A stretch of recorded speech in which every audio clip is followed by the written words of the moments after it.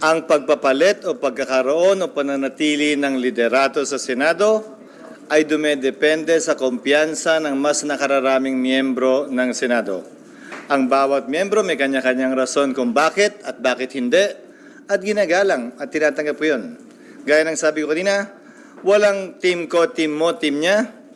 Team dapat naming lahat ay ang bansang Pilipinas. And I look forward to working to each and every member of Congress, whether majority or minority. Will you follow instructions? From who? Ang naghalal sa akin ay ang sambayan ng Pilipino, tulad ng lahat ng miyembro ng Senado, at hindi yata tama o makatarungan na mag-akusa sino man, imbento man o kolum o haka-haka o social media na susunod kung kanino man. Ang sinusunod namin, pangunahin, ang mas nakatataas na interes ng sambayan ng Pilipino, mas nakatataas na interes ng ating bansa, at pangalawa, ang aming mga konsensya kaugnay sa mga sasabihin naming pananalita o mga boto na ibibigay namin sa anumang issue. Sir, under your leadership po, Bigyan mo natin. Bigyan mo natin. Yes. Sir, paano po yung charter change? We will discuss it on the part of the majority, but you know my position. And I have no plans of changing my position. So does that mean wala nang charter? Meron ba ngayon? Meron ba ngayon? Again, we will discuss it on the part of the majority. And I think I was one of the more vocal ones during that time.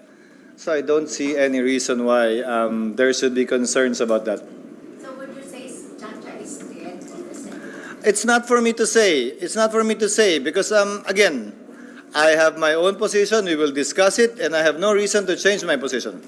Sir, kasi nag-resign na si Senator Angara, chairman of the subcommittee. Meron pa silang plano to go to Visayas and Mindanao this... Pansamantalang hindi matutuloy yun. Nag-resign ba siya as also subcommittee chair or only finance chair? sa lahat daw. Okay. We will not hold any such hearings outside of Metro Manila or even inside the Senate. And we will formally make known our decision as a group and as a Senate with respect to this. Sir, what about pressures coming from the palace? I'm sorry? Pressures coming from the palace. How would you deal with it? I think today I voted against the tax measure, which was proposed by the DOF. So even before I was elected, and I don't see any reason why that should change. So it's an unfair even thought to say that at this point in time. What about on a personal level? If it would be involving the president? Malapit ako kay Pangulong Noynoy Aquino. Hindi kami nagkasundo sa maraming bagay dahil alam niya may trabaho ko bilang senador noong panahon yon. May trabaho din siya bilang Pangulo. Ganon din kay Pangulong Duterte mula nung mayor siya hanggang presidente. At sa totoo lang, ang pinakamalapit kong naging kaibigan ng presidente ay si Pangulo Aquino. Malayo kumpara sa sino mang naging Pangulo pagkatapos niya, bago niya o ngayon. At tingin ko may pruweba at ika nga, may pwede na akong pakita at patunayan na kahit na siya na yung pinakamalapit kong kaibigan, hindi niya ako na-influensyan sa mga pasakon ng mga panahon yun. At nandito kayo bilang saksi nun. Ang siseryoso naman ng tanong niya, wala pang medyo masayang tanong na nakakatawa man lang na... Hindi na seryoso. Kasi mahaba naman yung panahon natin para mag-usap ng mga seryosong bagay. Okay, so yung hindi masyadong seryoso, so paano yung pagiging fashion? Sir, mag-iikaw ka. Ano? Mag-iikaw ka pa.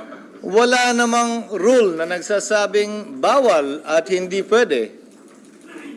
Trip-trip lang yan. Pero yung get invited abroad din kasi sir, diba?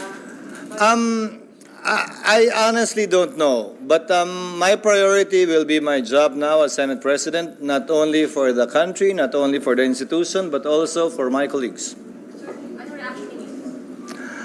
Actually, hindi pa namin napag-uusapan kasi pati siya parang nagulat na sabi ko lang kanina mga bandang late morning na baka na kung pwede, umali-aligid ka na lang muna sa lugar at baka.